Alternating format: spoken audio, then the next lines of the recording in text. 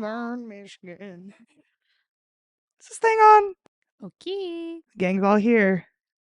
Hello, Roomies. And welcome back. To Read the Room, Culture Club. A podcast by Alexys. Kaylin. and Larsen. Today, our episode is on the rise and the fall of CGI. This is the most adjacent to a woman in STEM I think I may ever get. You know, there were some technical pieces as I was doing research where I was like, yeah, I don't understand what that means. So we're just going to kind of leave it out. Please don't ask any questions. But, you know, I saw a TikTok recently and it was talking about how well the CGI was done for the 2006 Pirates of the Caribbean, a dead man's chest. And it's been about 20 years since that's came out. And the CGI that they do for Davy Jones's octopus like face situation that he has going on is just so beautiful. And it made me think, I don't feel like we have the same like vibes with the CGI these days. It doesn't feel like our heart is really in it. While they were doing the creation of Davy Jones's like CGI, his beard includes 46 tentacles. They all move independently. And actually, I was going to read that as the full quote. Should we back up here? Yeah, whatever you feel like. Okay, You got it, Queen. thanks. For like the character Davy Jones, it is like integral that these the tentacles, they like are kind of a character in themselves. Yeah. A quote that I saw from an article on Orbite by Alex Iwanoff. He says Jones's design includes a beard of 46 tentacles, each moving independently, which would have been a nightmare to achieve with animatronics or prosthetics. And this wasn't done just because it looks cool. Au contraire. It's integral to the narrative. They play the organ, they hide the key to the dead man's chest, kill people, and even give important cues to how Jones feels. Like they are a part of his personality, a part of his character, aside from what he's saying, what he's doing. That really informs the story around him. Yeah. I remember this movie like distinctly. Yeah. And it's actually crazy to me that it's been 20 years. When I saw that, I was like, no, just 15, right? Right. Please. Come on. Please.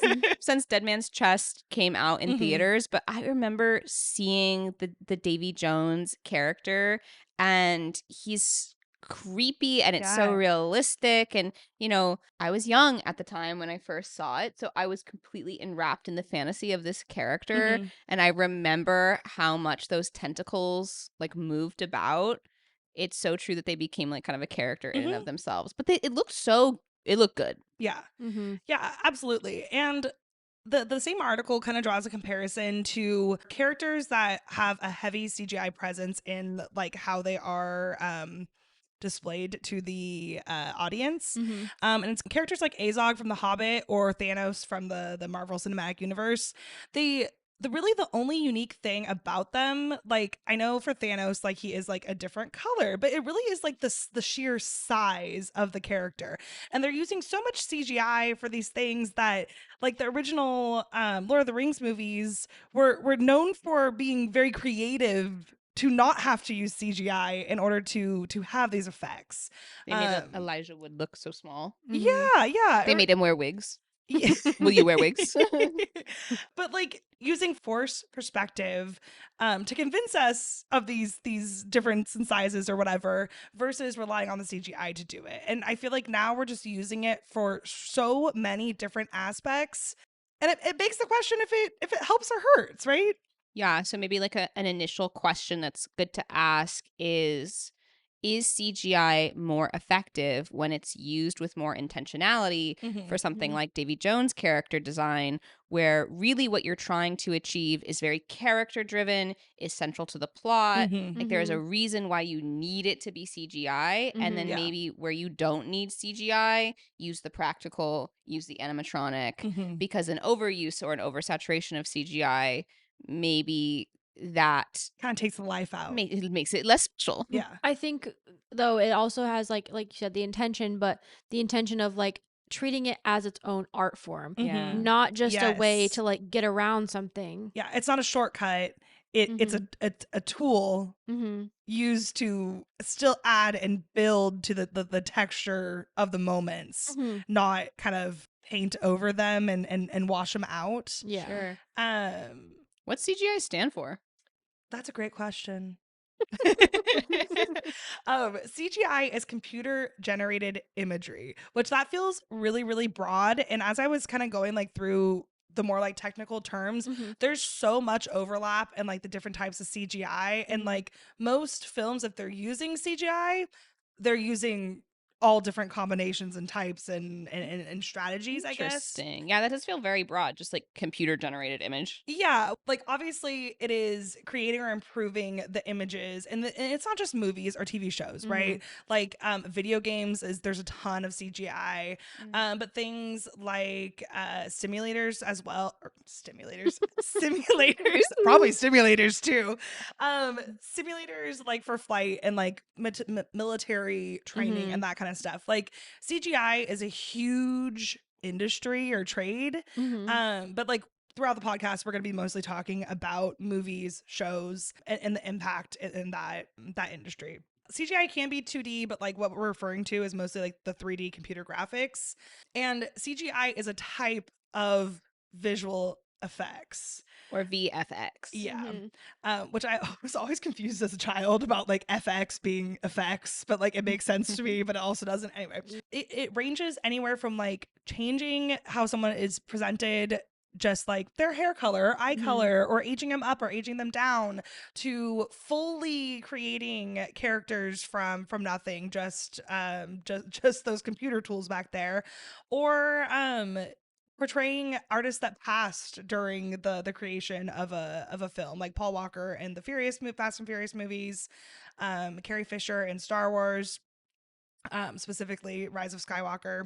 And also can be used like for stunt work to keep people more safe, and to animate explosions, which is also another aspect of safety.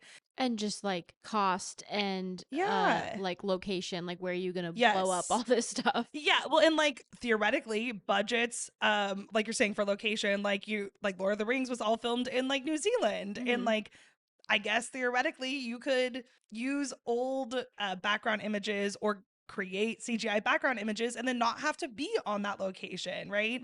But like that kind of takes the magic out of it. One of the first movies to use CGI, and it's not really like what we think of as CGI, is Vertigo in 1958. And I believe that is in the first, like the intro to Vertigo, because it's kind of the abstract computer graphics that John Whitney does. Sorry, it is in the opening credits, and it's mechanical. It's not computer as we think of computer now, so it's a very different feeling. But that is like one of the first places that we see like computer generated images in film. Man, 1958 is so early. Like that is that. I know that it's just in the opening credits, but that is much earlier than I think I would think. Yeah. Because in my mind, in like the 60s, 70s, like a computer is still a piece of technology that takes up a whole room. Yes. Like yeah, like in Mad Men, there's like a whole part where it's like they're installing the giant computer. Yeah. And that's 50s, which I guess is in line with that timeline. But still, they were making one of those gigantor machines, like generate image artwork for the opening credit. Like that's so experimental, I guess, just for the time. Yeah, no, absolutely. Where we get a little bit more into kind of what like where the trend goes is 1973. The first feature film to make use of CGI with a live action storyline is the film Westworld, which I didn't know the 2016 show is based off of that film, which that show uses a ton of CGI. So I'm interested to see like how it would be used in that 1973 film. But kind of where we see a huge boom is going into the 1980s and 1990s. The first feature film to present a fully CGI character is in 1985, the film Young Sherlock Holmes. Do you guys know anything about that? No. I mean, I vaguely know a lot about Sherlock Holmes, but like nothing about that specific film. But there is a fully animated stained glass knight character. Well, and some other films with like early CGI is 1977 Demon Seed, 1977 Star Wars, 82 Tron, 82 Star Trek, The Wrath of Khan, 1983 Golgo 13, The Professional. Have you ever heard of that movie? No, me No. neither. 84, The Last Starfighter, 89, The Abyss, 91, The Terminator 2, Judgment Day, and then I think probably one of the most quintessential CGI movies, like for the beginning of this kind of turn into embracing CGI, is 1993's Jurassic Park.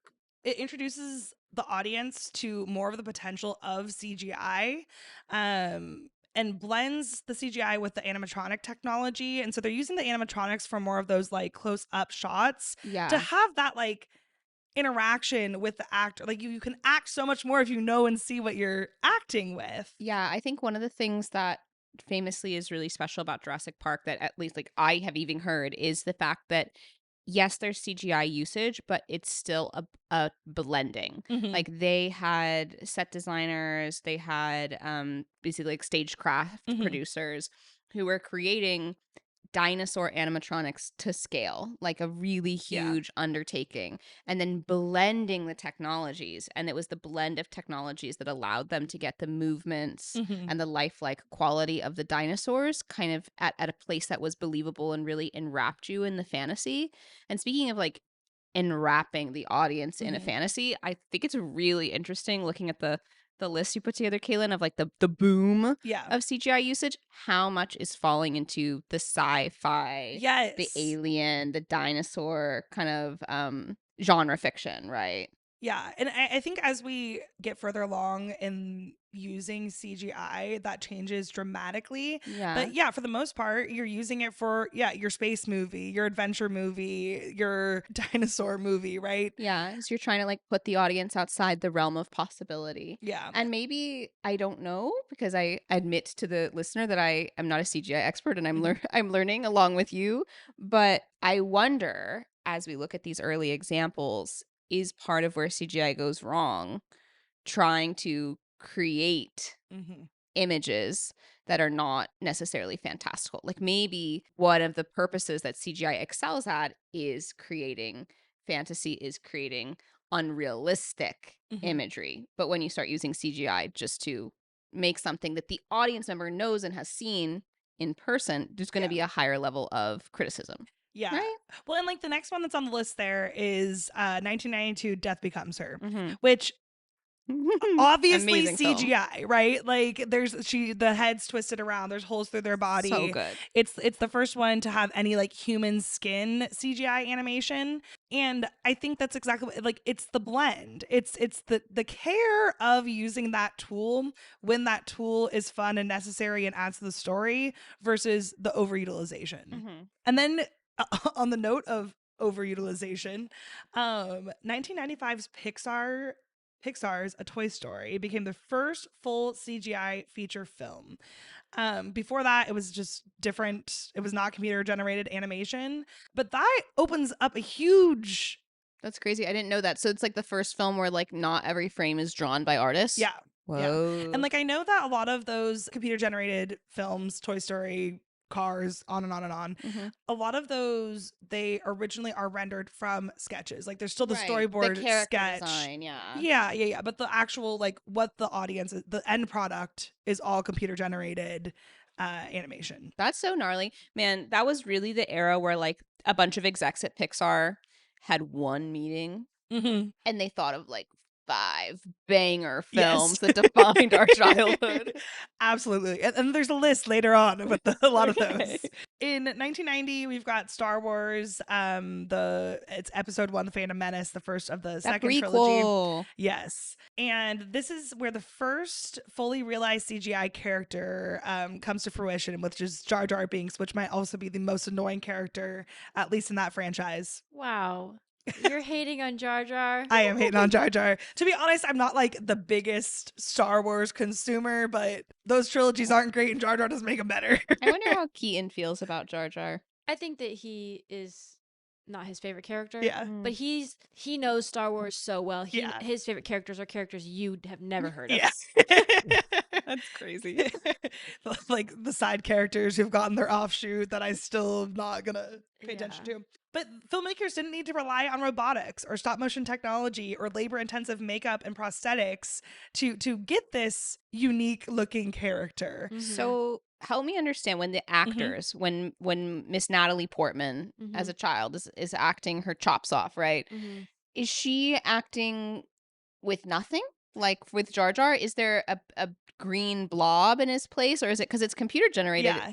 So I don't know with Jar Jar specifically, Sure. but like with Gollum, they used The actor who voices Gollum, Andy Serkis, was still there. yeah. Oh, okay. So He's that's doing called all the acting. yeah, and that's called mocap, which is like motion capture, which is like they have sensors and stuff around their bodies that are like demonstrating or like helping the computer animate into that space. Yeah. And we'll talk more about mocap later. Sure. But so he is there. The person voicing Jar Jar Binks. He is also there. He is there? Okay. Okay. Ahmed Good to Best. know. So Okay. that's kind of how they did it for that early one too, is that they're obviously you can generate the image, but there's still a voice actor who's saying those lines. And then like the motion capture a lot of times, well, especially for earlier stuff, there is somebody dressed up in a little suit Yes. doing all the movements, saying their lines and everything, acting with the people. Yeah. So Andy Serkis is like squatted down like a weird little. Didn't Andy Serkis get like nominated for an Oscar for I sure hope for so. Gollum for the which I always found like such an interest.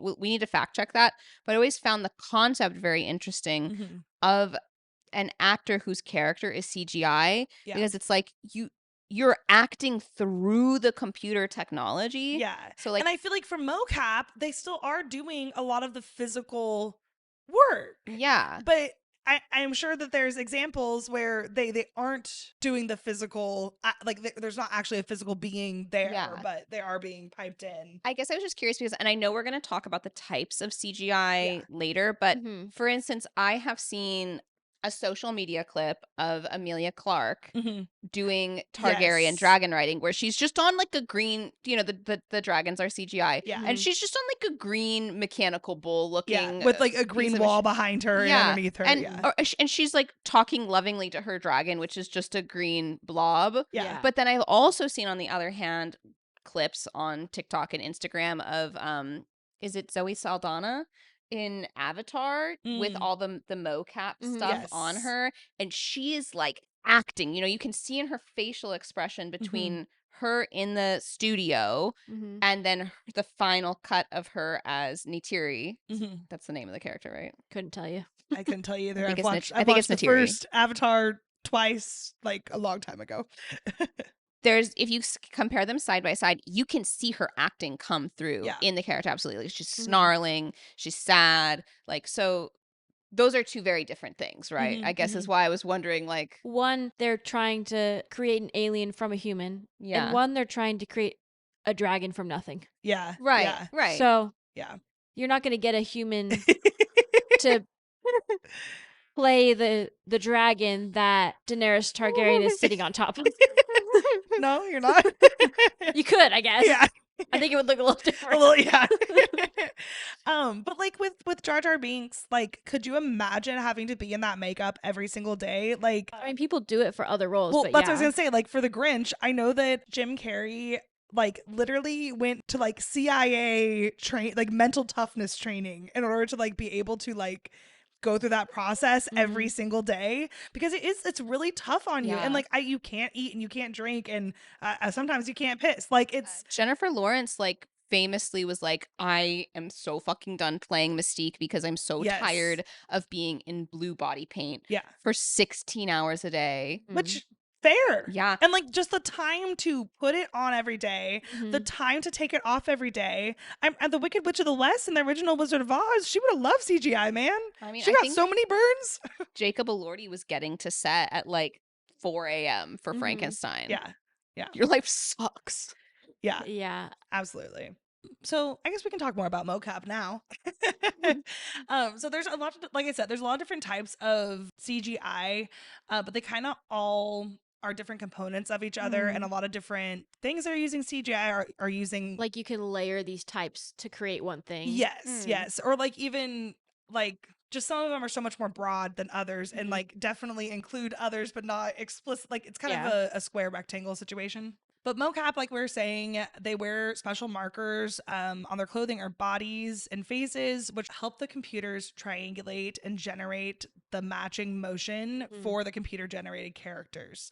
I think famously, because I think this was heavily publicized at the time, Polar Express is mocap. I did not know that. Is that Oh, why really? I did not know that. Yeah, no. I didn't know Is that. that why it's so like Uncanny Valley? Yeah, absolutely. And like, but like every other, oh no, that's not true. I won't say that. But like a lot of other mocap things we've just talked about are not yes, weird. But is it that Polar Express is doing a very animated Mhm. look? Like it looks like it would be animated. They don't even look like they move like humans. I know. No, there's certain part. Okay, after watching I was forced to watch Polar Express last Thanksgiving by my siblings, and I don't like the Polar Express. I've always not liked it. A little bit of the Uncanny Valley, but like there's so many parts where I'm like, this was literally made for IMAX. Like this scene was made so you can show it off in an IMAX theater, and B, the showing off of the mocap technology. But then there's like the elves in the crowd, like when Santa's like at the end, he's gonna give the bell to the main kid whose name I can't remember right now. And half of those elves, their corporal forms like don't exist. They're like just ghosts in the background. I'm like, we didn't do a great job with that. But the conductor looks just like Tom Hanks. Because it is Tom Hanks. He has the same like mannerisms as Tom Hanks. I haven't seen it in a while, but the fever dream that's replaying in my head right now, I would I would disagree, but I haven't seen it as recently. Yeah. Well, we notoriously don't like things that are half human. Yes. Or do we though? Yeah, I was gonna say because we like the 2006 Pirates of the Caribbean, Davy Jones. Yeah. But that's all. That is mocap. Like that's the technology they're using. But it's also almost everything else is a part of the practical set. Like when he's playing the piano, that actor is in front of a piano physically and has the mocap sensors on, and that's what creates those beautiful scenes with the tentacles. Yeah. A Christmas Carol, which is 2009, is very similar to me in the Uncanny Valley of the Polar Express. But that's also mocap, which I did not realize. And I believe that is Jim Carrey, which is interesting. Yeah. So Jim Carrey is Scrooge in that A Christmas Carol. And I don't know if every single character is like mocap-sized. Oh, okay. But definitely our main character, Jim Carrey's character Scrooge, is being computer generated through mocap. See, if you told me about this one, I would get that for his character. Yeah. Strangely, for some ungodly reason, probably a grandparent that didn't really know what to get us for Christmas, we got a Game Boy game that was A Christmas Carol. That's so bad. Sorry, we're looking at pictures of Polar Express. I just wanted to compare because like the Christmas Carol one, that does look like Jim Carrey in some kind of makeup. I don't know. To me, that's maybe those 5 years were really important. You know what? In technology, 5 years can be extremely important, right? Like, it can do a lot. You don't think that looks like Tom Hanks? I mean, sure. Tom Hanks is a conductor with a big old mustache? Come on. No. Avatar, like we mentioned, also mocap. I think that part of the reason why Avatar has been such a big cultural phenomena is all the technology that's gone into those films. And then Adventures of Tintin from 2011, also a mocap film. I have never seen Adventures of Tintin. I don't know how, like, compared to Christmas Carol and like that being very much Jim Carrey. Yeah, see, this looks more real. This looks they're improving each year. Yes. Year after year. They're learning. And not on the list, but I think we mentioned it is done through mocap is Gollum. Yes. Yeah. And I think that's one of the, at least, most well known from the beginning of the mocap time. Computer animation, which is different than the mocap Polar Express that we're talking about. Computer animation doesn't have the sensor aspect, so there's not a real person behind the form. It like doesn't start with a person, it starts more with like drawing. Exactly. Okay. Yeah. Like we said before, Toy Story kind of paves the way for this new generation of completely computer animated films.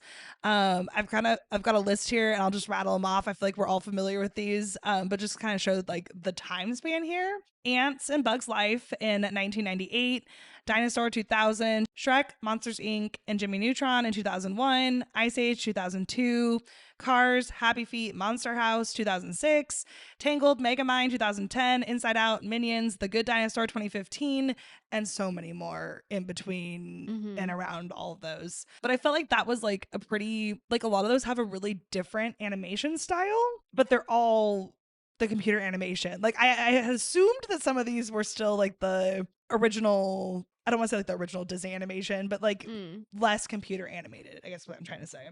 But because they're all starting probably with like storyboards and actual artist sketches, you still can have like a stylistic difference. Like Monster House has a very different animation style from A Bug's Life, has a very different animation style from Jimmy Neutron. Oh, absolutely. Well, and also I feel like this is a partial statement, partial question. Computer animation is still an art form. It is still an artist creating this. It's not like you plugged it into AI and it made this. So like, yeah, it's not starting with a physical drawing necessarily, or like how Snow White was animated, but it is still somebody creating this. It's still a human creating it. You're just using a computer software to create it, but you're still doing the creation.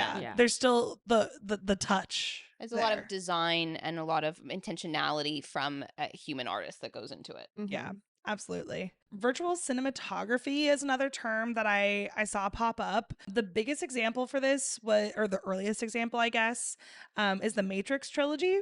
Bitches love the Matrix. Oh, bitches do love the Matrix.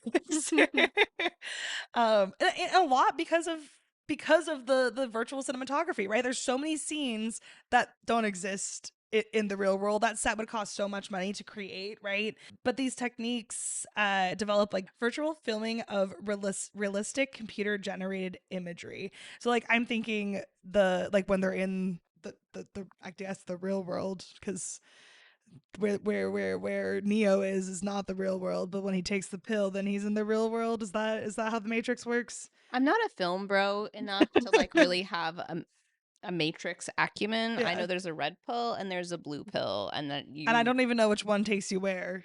I think the red pill gets you to the right, well, to the side where you have the knowledge that you're in the Matrix. Unfortunately, I do think that, and the reason why I know that is because there's a really horrible subreddit called the Red Pill. I was gonna say that would make sense if film bros. I just had to work through the red pill, blue pill in my mind there. But anyways, he's somewhere. Yes. And there's like specific like brawl scene in in the second Matrix, where Neo fights 100 Agent Smiths, and like in order to have people play that, you would have to have a lot of either people that look the same way or like another way to make that happen. And I'm sure it's a much smaller budget item if you're doing the CGI, especially if you're just duplicating one person over and over again. Another from the same Matrix that is a good demonstration of this is the final showdown, where Agent Smith's cheekbone gets punched in by Neo, leaving a digital lookalike unharmed. So he's doing damage to the thing, but not doing the damage to the thing. But the Matrix is like a really great example of the virtual cinematography. Composite CGI, which is kind of just combining all of the different types of CGI, computer generated imagery, with the live action or live footage and other visual elements to like create that cohesive scene. So I would think Jar Jar Binks falls in that category as well, because there are physical props around him. I mean, same with Jurassic Park. Yes. And I would say, upon my research, that's where the magic happens, is the blending and having still the human touch with the digital element. And kind of knowing what to use where. Yes. Yeah. How heavy-handed to be, And then the last kind of term that I felt like was important to mention is digital enhancements, from creating photorealistic creatures to making invisible, subtle touch-ups. And in my brain, like, The Curious Case of Benjamin Button, is that the name of that movie? Where you're aging up, aging down, multiple characters. Yeah. But the rest of the film is completely like there's no other fantasy element. There's no dragons in the background. Right. Nothing is Unrecognizable or Yeah, exactly. Yeah. And obviously, like, as just like a technical note, as computers have gotten better and processing systems have gotten better and just technology has advanced, it does give more people the opportunity to use these tools, and also changes how we use the tools over time. But we're still using CGI all the time, maybe even too much. Well, yeah, I was gonna say, like, since its inception, like, it's only been expanded in use. Like you Yes. said, there's so many different types of CGI. I'm sure there are types we did not list. I'm sure there's types I don't even understand. Yeah. It's not gone away at all. If anything, as the technology has expanded, the use cases have expanded. Mhm. There's so many applications. It's now pretty much a standard in most films and TV shows that at least some elements will be CGI. Like, for instance, adding snow to a really eerie shot in The Girl Mhm. with the Dragon Tattoo, Mhm.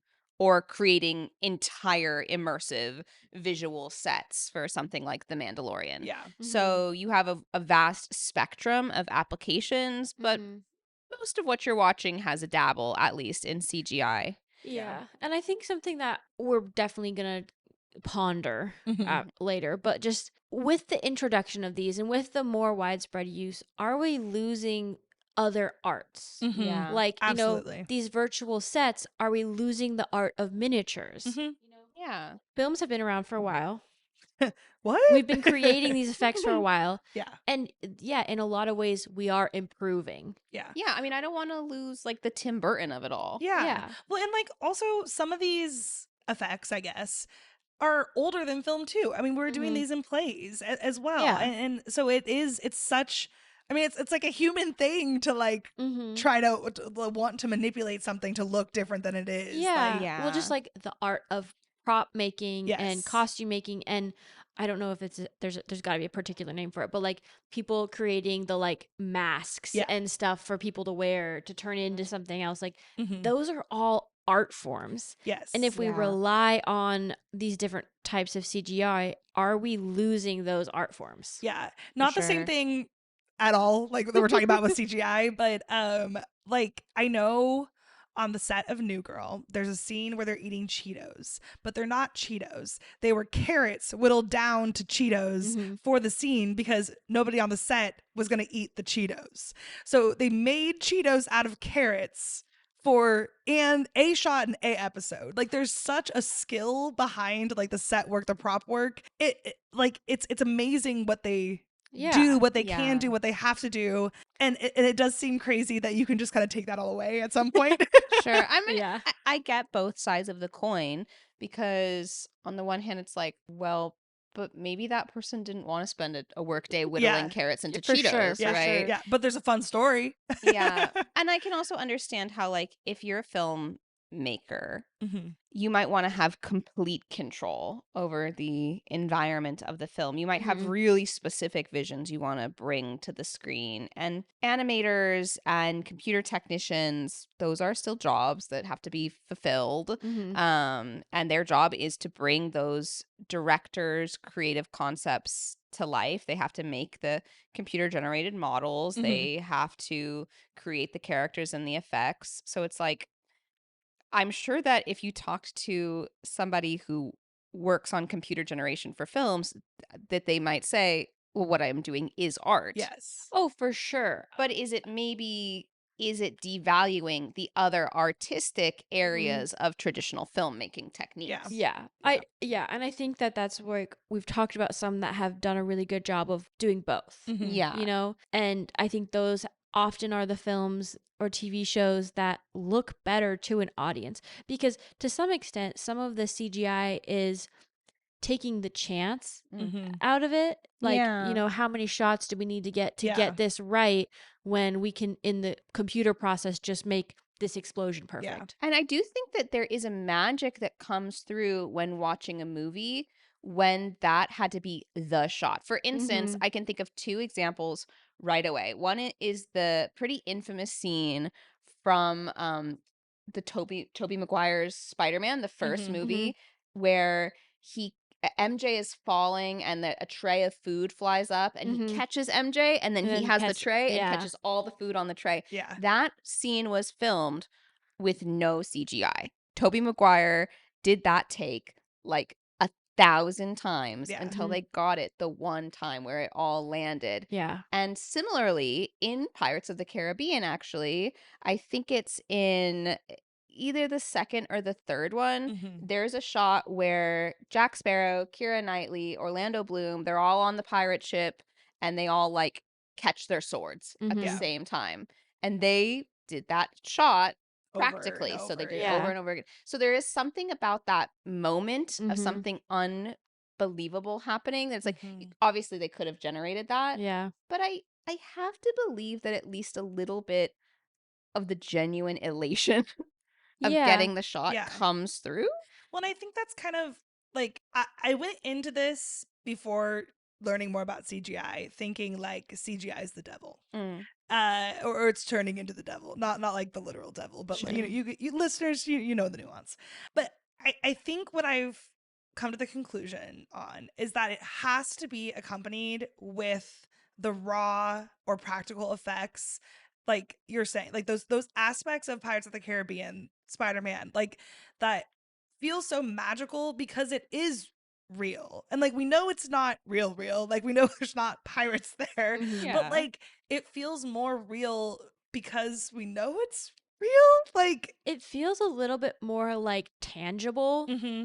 Like, sure, if CGI is really, really good, maybe you don't even notice, but there is something about it that just feels real. Yeah, well, I think like humans, we are such observant creatures and we're so tuned into other people. I mean, that's part of why like acting as an art form and as a source of entertainment, I think has been around as long as it has. Yeah. We loved plays and we love movies because we like watching other people and seeing the emotion play out. And we can tell when we see someone else's face from the smallest micro muscle movements in our subconscious what that person is feeling, because we spend our whole lives watching other people. So even if it's not happening for us consciously, I do believe that the blend of practical with computer matters. And maybe that's me like waxing poetic because I'm like, something human has to remain about it. I agree, because I think one recent example that really works is Project Hail Mary. Yeah. Rocky is a physical puppet. There are puppeteers moving him around, and then they use CGI to enhance him and remove the puppeteers. But like Ryan Gosling is an incredible actor. Yeah. Would he have been able to give us the same performance in that movie if Rocky didn't exist and the people controlling Rocky weren't there and one of the puppeteers voicing Rocky? You know, like there's an element to acting that like it is community, is conversation. Yes. And if you only use CGI for example, for Rocky, which they could have done, like Ryan Gosling would have been acting like by himself. Yeah. and I do think that probably would have taken away something from the performance. Yeah. Well, especially because in Project Hail Mary, he thinks he's alone. Yes. And then he's not. Right. Yes. And there's such relief to that. And that puppet. Rocky also thinks he's alone and then he's not. Exactly.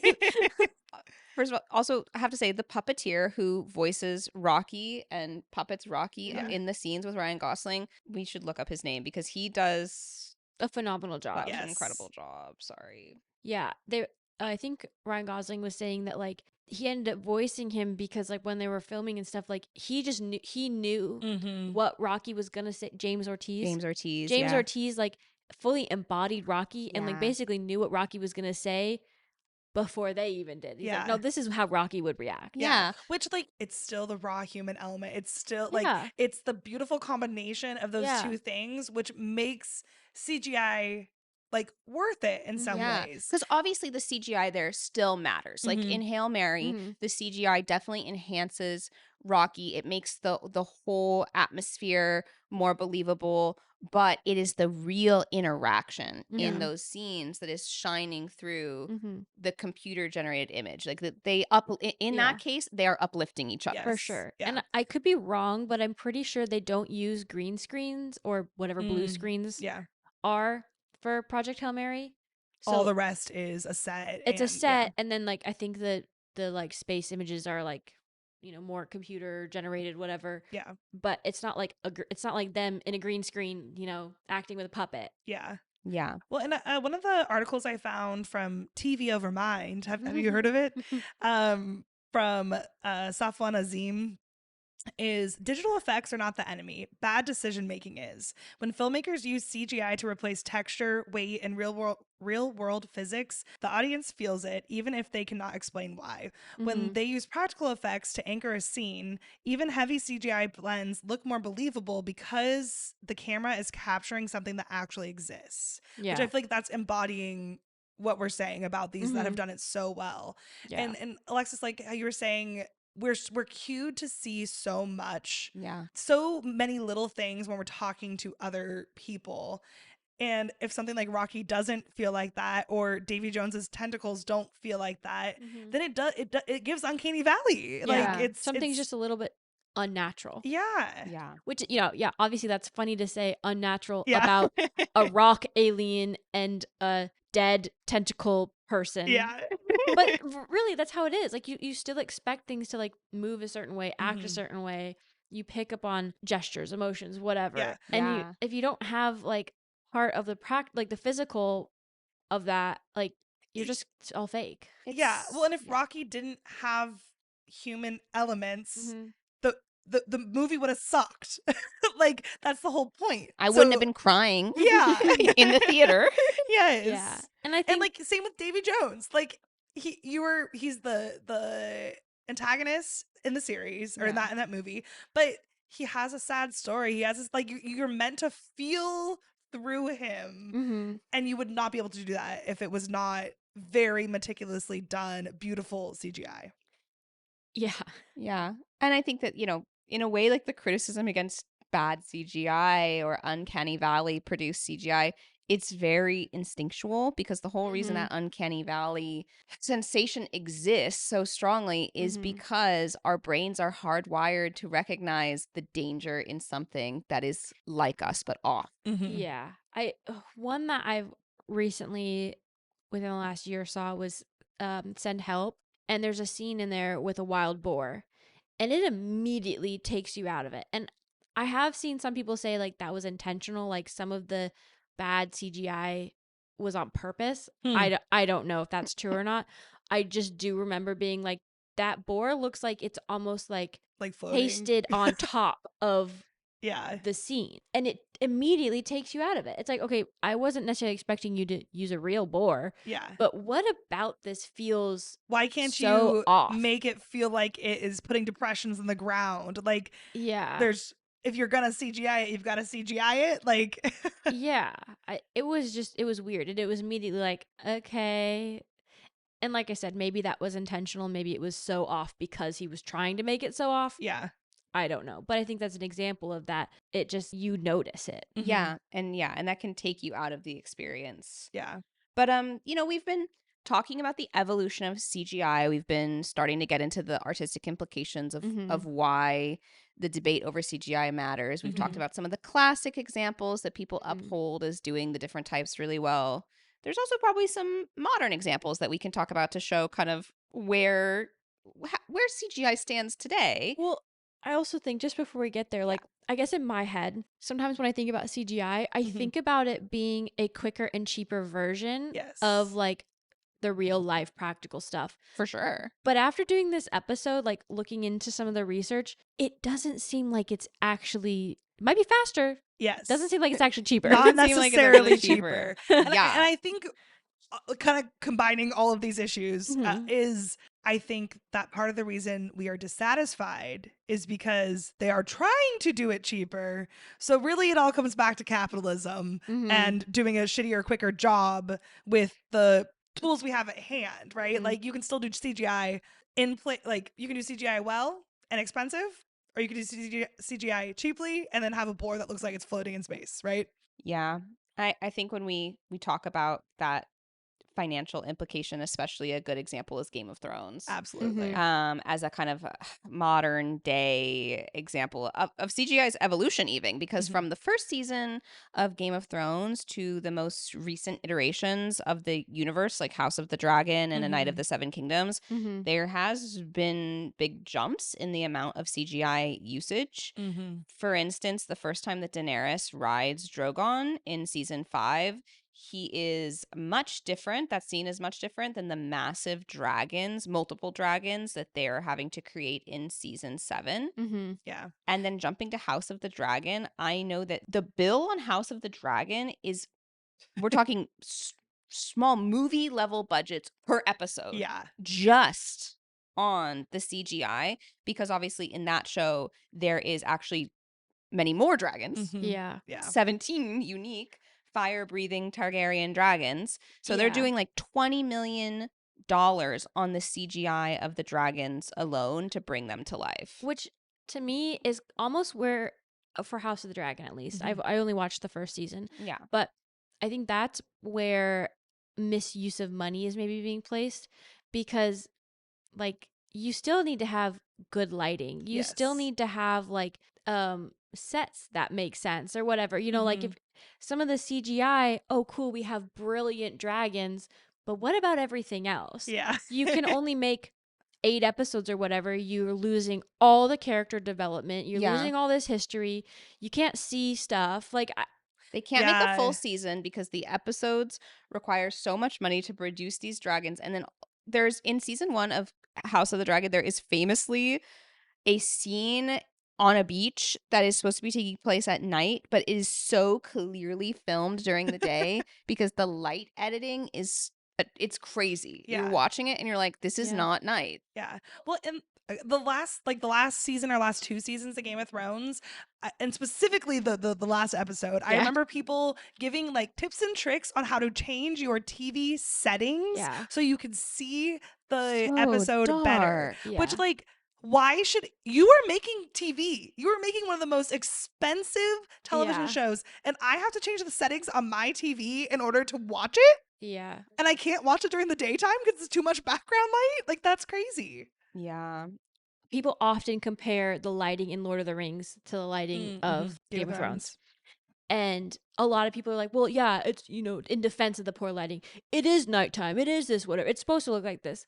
And Peter Jackson, King, who created Lord of the Rings. The King of New Zealand. There's many scenes in the movie where there is light when it's supposed to be dark. Yeah. But it doesn't look weird. And somebody asks, okay, where's the light coming from? And he says, the same place the music is.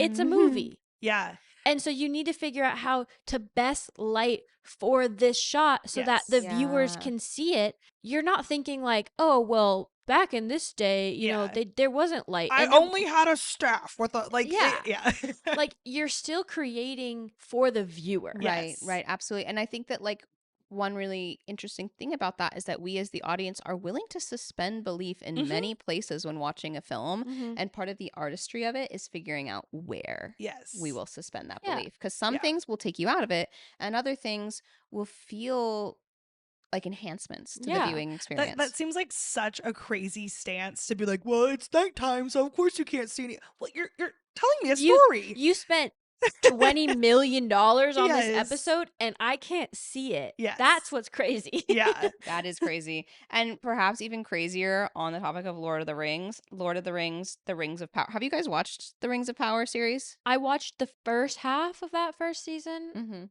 I liked it. I know I was getting a lot of critiques. I liked it. I watched, I think, like the first 3 episodes, and I didn't stop watching because I disliked it. I thought like the acting and the story was good, but it didn't capture me. It didn't really capture me. It was kind of slow. Sometimes those high fantasy like dramas are slow to get you into it. But it's crazy that neither of us finished the first season. I plan to eventually. Right. Right. And I will also probably finish it eventually, but there's no urgency quite yet, which is wild for a show where they were spending $58 million per episode. Yeah. Like that actually kind of like makes me sick. feel ill. Yeah. Yeah, that they were spending almost $60 million per episode. You can see it though. No, I'll give it that. I'll give it that. I mean, it does look beautiful. Yeah. Like, it is a beautiful show. When you watch it, you're like, okay, I get it. I get what they're doing. Yeah. They're doing some massive rendering of beautiful digital realms, mythical creatures, these sprawling battle sequences. It's all done very well. Like, I get it. They are making a movie out of every episode. Yeah. I get that there's a lot of artistry in that. But it also feels like it did get a lot of flack. Mm-hmm. And I would just hope that if such a large budget was going in just to the imagery, that it would feel like everything was right. You know what I mean? Yeah, I will say I think some of the flack that they got was more people's issue with like the storyline and some Oh, of well, the yeah, there was a There lot actors was of, and much of stuff. the technical. There was some like racism too. There's a lot of like Lord of the Rings neckbeards who were just being really awful about it. Mm-hmm. Yeah. as That's true. happens. Yeah. Those Sorry to use this neckbearders. derogatory term, but it was for white men, so fine. Great, cancel for that. If the white men want to cancel me, they can go Go for ahead. it. Any press is good press. This is not for you. One that surprised me was Stranger Things. Like, I know that there's effects going on there, but it didn't seem like it was going to be as expensive. And I haven't watched it in its entirety, but they're towards the end spending $30 million per episode, which is right in line with House of Cards. I don't think there's any CGI in House of Cards. Speaking of canceling. Yeah. House of the Dragon or Game of Thrones, or The Lord of the Rings. Like, is that just how we make TV nowadays? I think so. This is normal. Well, and so I found an article from Medium from 2019. So right as Game of Thrones was finishing, that was basically like, is this a one-off? Like, is this massive budget, massive CGI? Is this something that's sustainable, or is this something that like will only happen with Game of Thrones? And I fear it's pretty prevalent. And I am not sure I like it. Yeah. Like, I do understand that there are certain shows where it makes sense to do it, especially if you want that like live action feel. Yeah. And maybe I am misunderstanding really what CGI is and how much it costs, like why it costs that much. Yeah. Because Stranger Things does towards the end have a lot going on with like visual effects. I don't maybe understand why that costs so much money. Maybe I'll do more research after.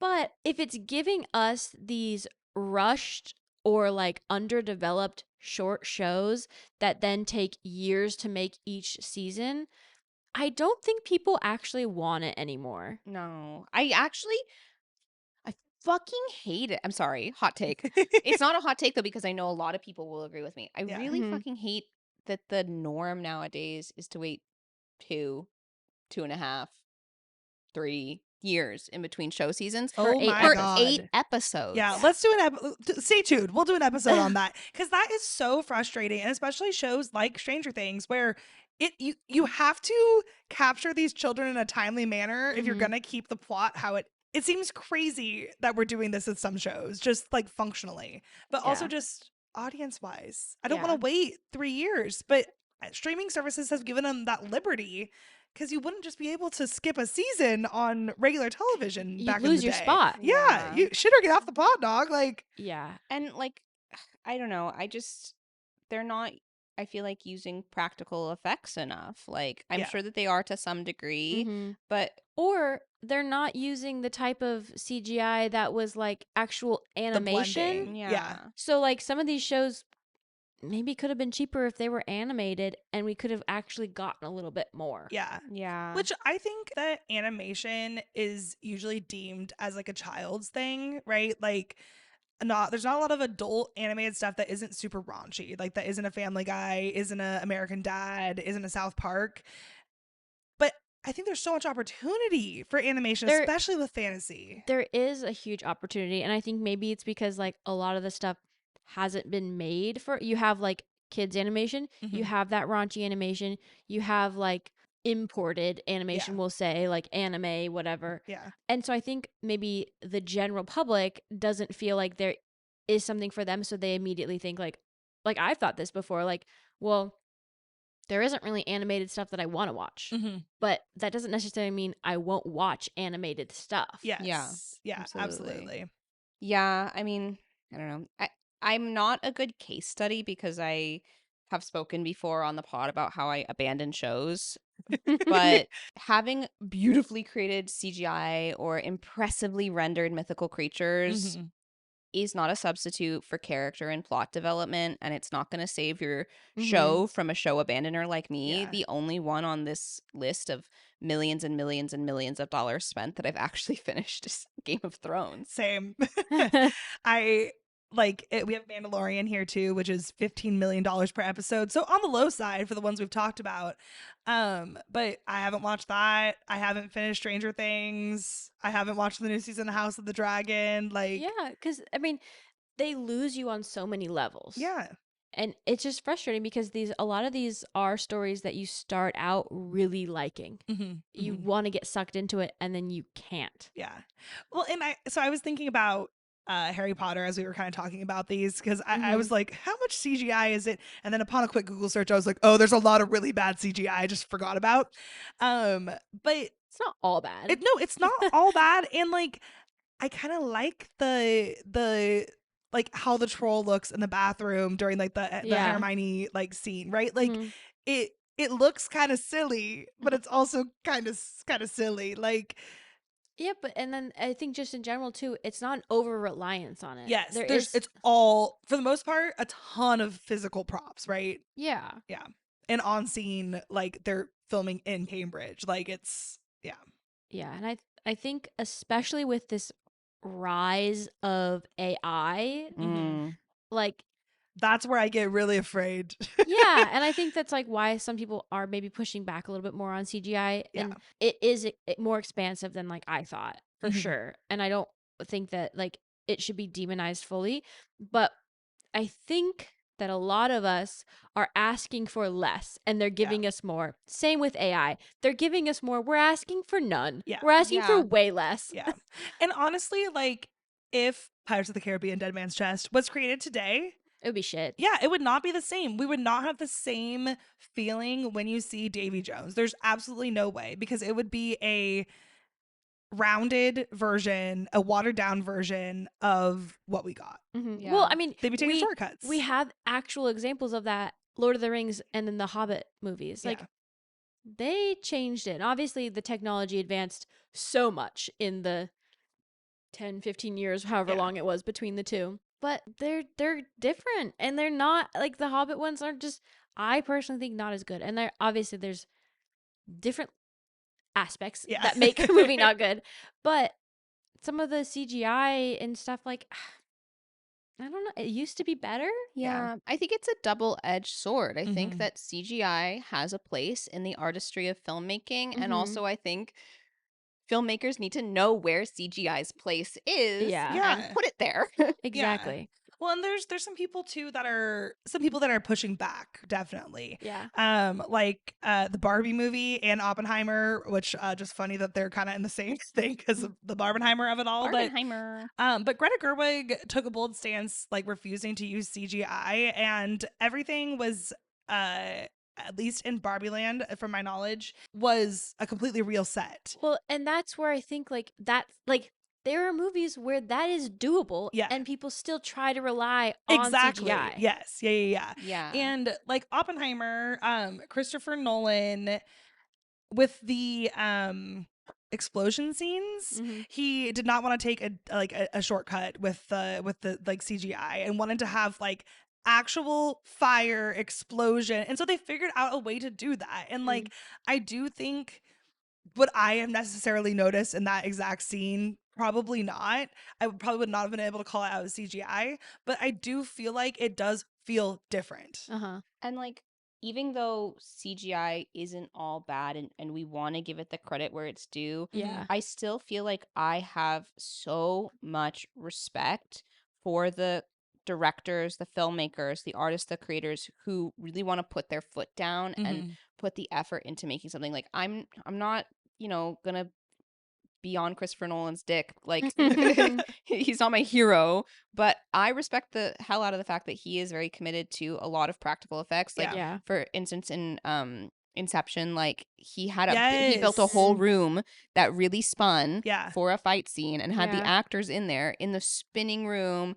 I know he did some really cool stuff with Tenet as well. Mhm. And with Greta Gerwig's Barbie movie, I remember there was literally a shortage of pink paint. Yeah. Of a Yes. specific color of pink paint because they had to bring so So much much. in for the set builders. I just feel like there has to be so much satisfaction for every hand that takes part in crafting something real like that. Yeah. Well, and like what just popped into my mind was I love boosters. Oh yeah. Like I don't know how much of that is CGI, how much is not, but there's a whole claymation scene. I'm gonna guess the giant pussy-eating demon is probably slightly CGI. I would think it probably is, but it doesn't feel like bad CGI. Yeah. And like there's the claymation when they unskin themselves and the slanted apartment, like that felt very practical. I don't know how much of that was CGI, if any, I don't know, but like it felt like Christopher Nolan Inception spinning room, right? Like But Yeah. also sometimes I think that even if some of those effects were not practical, yes. like the pussy eating demon, Yeah. I think that when you know what you're doing Yes. and you're playing with the absurdism of it all and you're mixing the mediums Mm-hmm. of effects, that creates something that's kind of delightful actually for the viewer instead of something that's annoying. Yeah. That's what I think Mad Max Fury Road, which came out in 2015, is a good example of that. They do use CGI, but the like almost all of the stunts, the core is practical. So they might be sprinkling in some CGI, but they're real vehicles. They have weights. The collisions feel like they have consequence. There is dust, there's heat, there's chaos, and there's not like a filter over it all. But it does make you feel like you are watching something more dangerous and not like a predetermined animation. It feels like there's just more recklessness in it, which is like what that movie embodies is Yeah. That's recklessness. the sensation that you want. Yeah. Similar with Top Gun Maverick as well, which came out in 2022, using the real cameras and the real aircraft and like seeing how the human body actually responds to G-force when you're in a plane and the face strain and how the light shifts as you're like flying through the sky at a high speed. There's so many of these things that I've not been in a fighter jet. But like I do feel like we have this human ability to understand what that actually feels like and when it's not real. Yeah. Worth it to talk about Dune too as like a movie that is doing the blend well, or a movie series at least. Yeah. Dune TOO, not Dune TWO for the listeners, right? Like Yeah, Dune in addition. Dune as well. Yeah. Oh yes, so sorry.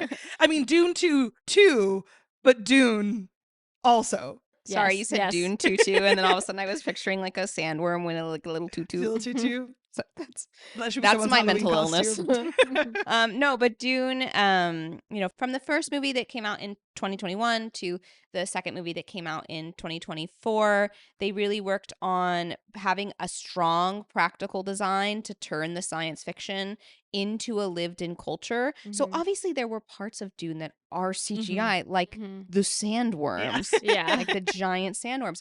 But the costumes, the sets, the Mhm. props, Yeah. they are real and practical, and they help to anchor the real world. History is a very rich, like sci-fi world. And so then when the actors are touching those real objects and moving through those actual physical spaces, their performances become more grounded, which is important because there is a lot of belief that has to be suspended. I know that they also did like really cool things like building miniatures, having practicals Yeah. for large crowd shots of miniatures, having Miniatures are so cool. They Yes. are.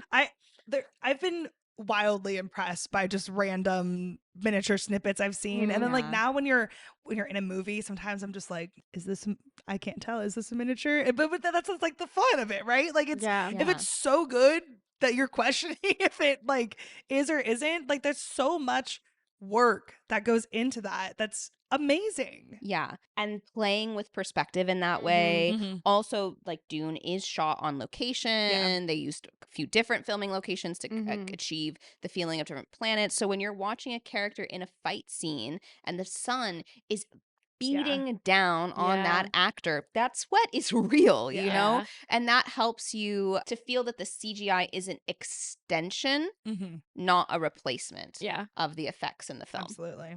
Another one that reminds me of Barbie in the set of it all is Poor Things, where So good. it is a lot of practical set, but it is such bright colors. It's not of this world, but it's not fully CGI either.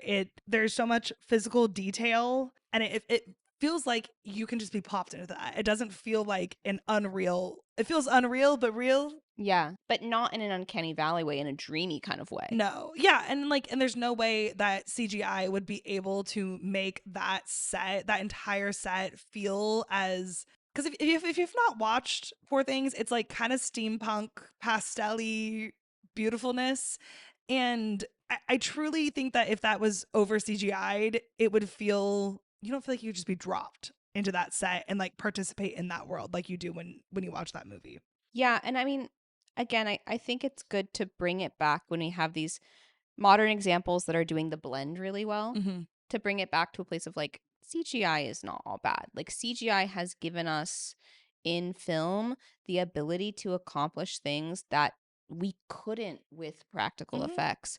I mean, you can do things like create an actor, bring it back to the kind of the beginning of this, so create an actor who's passed away and allow them to fulfill a character arc. You can have an actor aged up or down considerably. You can create a whole world. Like, there is something very fantastical about that. But there's also the beauty in casting an older version and a younger version that are Yes. look so immaculately perfect to each other. Yes. Yeah. And I think that one of the things this conversation like just reminds me of is how much different kinds of artistry Yeah. goes into a film. Like, I know when I go and watch a film that usually the thing that I appreciate the most is a good film, right? Is the thing I appreciate the most is the acting. Yeah. That's what I see. And then maybe I'll think about the directing and be like, wow. And maybe every now and then if it's a really brilliant film, I'll be like, wow, whoever did the lighting, whoever did the casting. But The rarely costuming, but rarely do I feel like I take a step back to see the all-encompassing, all hands on deck that go into making a really great film, especially one that includes unrealistic or fantastical elements. Yeah. It's the costumes, it's the casting, it's the computer software engineers. It is like 1,000 different decisions and choices, and there is so much artistry that goes into all those. So like, it's not about purity, Yeah. but it is about allowing there to be human work. Yeah, Yeah. but I will say the purity aspect comes from, I don't think AI should be in any part of CGI. Yeah. That's where we become sticklers on the CGI. Yeah. Yeah. Well, and I think to some extent, a lot of the people who go into this creative process, want the viewer to be so immersed in the TV show or the movie that you're not on first watch thinking about all that stuff. Yeah. And if you are thinking about all that stuff, then maybe it wasn't as seamless of a job as, Right. as intended. Yeah. And obviously some of these things can be studied and looked at and you do pick up on them. But like, I really feel like if you're being pulled out of the movie for whatever reason, then the job was kind of not done well. Yeah. No, you're right. Yeah. Yeah. Totally. Well, and I kind of feel bad for some of the CGI artists because I'm sure that that's not their creative choice a lot of the time. It is a budgetary constraint. It's like corporate choice that happens there. It's not them not wanting to do good work, right? Which is like so sad for those artists. And yeah, and how things get layered together. Somebody is creating the dragon, but somebody else is creating the lighting, and then somebody else is making the editing to put it all together. Like each part of that process, somebody might be proud of what they did, and then it's all together, and it's like, oh, actually, that didn't work together. Yeah. Yeah. Wow. It takes all kinds to make the world go round. I'm sure there's deadlines and there's constraints and there's Mhm. things that are out of people's hands. And I will say one thing that goes to the credit of the blend approach that I didn't really think about until I saw it in our research is that practical effects force like imperfection, they force a tactile reality, and they force stronger staging. Yeah. Because it leaves things in the filming that can't be fixed later. Yeah. And that means that there's more intentionality going into the shot. Even if CGI is going to be put into the shot later, there's some element that still has to be gotten right. Yeah. And I think that it's kind of that effort that makes a difference for the viewer. I totally agree. You know, though, you think with like the CGI of it all and the massive budget of it all, they could have like got that Starbucks cup out of that one Game of Thrones episode.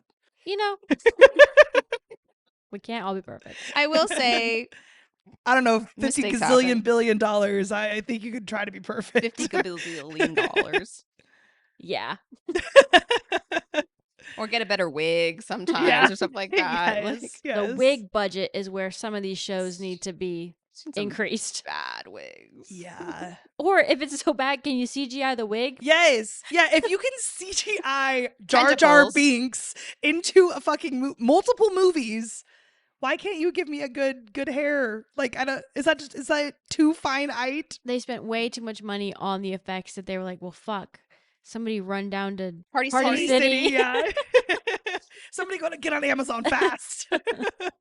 My gosh. If we see what kind of CGI is good, and we see what approach we like, and we see the danger of where things could go with AI, how do you think that we proceed, guys? Like, how do we keep the art? Honestly, I think the pretentious film bros need to stand up, need to rise up and fight back. Rally, brothers. That's right. Their voices is supposed to be loud. This is the issue I need you engaged Don't on. be quiet when it matters. I mean, yeah, I think that like to some extent you do need viewers saying like, no, this isn't good, or like, yeah, like showing with your money when you go to these screenings, or talking about it, writing articles about it, speaking up about it. But then I do think you need to have these kind of like pretentious directors to be like, no, this is no longer art. Yes. Keep it art. We're doing it this way. Like Christopher Nolan, we need you. Exactly. Yes, you know, like unfortunately, maybe the old guard is helpful. Yeah. In But I some mean, ways. Greta Gerwig, she's relatively new guard compared to Christopher Nolan. Yeah. And I do think that there are a lot of people that, I mean, if we think about all of the commencement speeches this year, there were a lot about the pros of AI.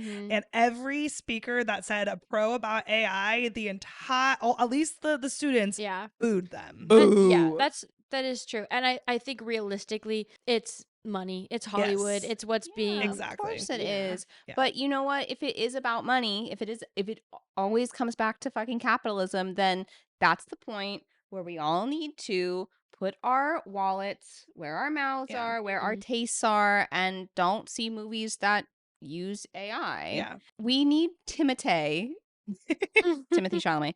We need him to stop talking about ballet. Yes. And we need him to talk about put his whole pussy into a body of work. Yeah, talk about the importance of practical effects. Yeah. I kind of hate to give it this credit, but as we were talking about this and talking about like Greta Gerwig and new artists who are trying to do it the right way, quote unquote, I did think, well, at least in Emerald Fennell's Wuthering Heights. Exactly.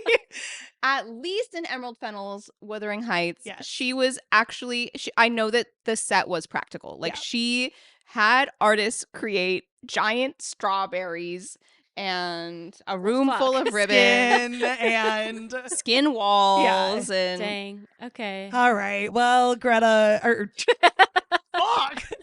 Emerald, we take back a little bit of our vitriolocate, but not all of it. Well, actually, if you've listened to our first episode, one of the few things that we liked about that film, it was that it at least looked nice. Yeah. Yeah. The aesthetics were there. Yeah. Case in point. Yeah. Yeah. Well, Roomies, we all need to rise up. Rise up. I think that everyone should tell us what their least favorite or like worst CGI film is, whether or not you love it or hate it. Tell us what the worst is. What's the worst you've ever seen? And tell me why you hate the Polar Express. Worst usage of CGI. Okay, roomies, thank you so much for listening. We hope you'll keep reading the room with us. So keep checking back for more episodes every Monday and Thursday that dive into the spaces where literature, media, and culture meet. Please reach out to us at readtheroom@cultureclub@gmail.com for feedback and topic suggestions. Follow us on Instagram and TikTok at readtheroom_culture club for the most up-to-date podcast information. If you enjoy our podcast, please leave us a 5-star review wherever you listen. And follow us on YouTube. And remember to take up space in whatever room you're in, especially if it's a room where there's discourse about the CGI. And Lord, do I hope that room is real. Bye. Bye.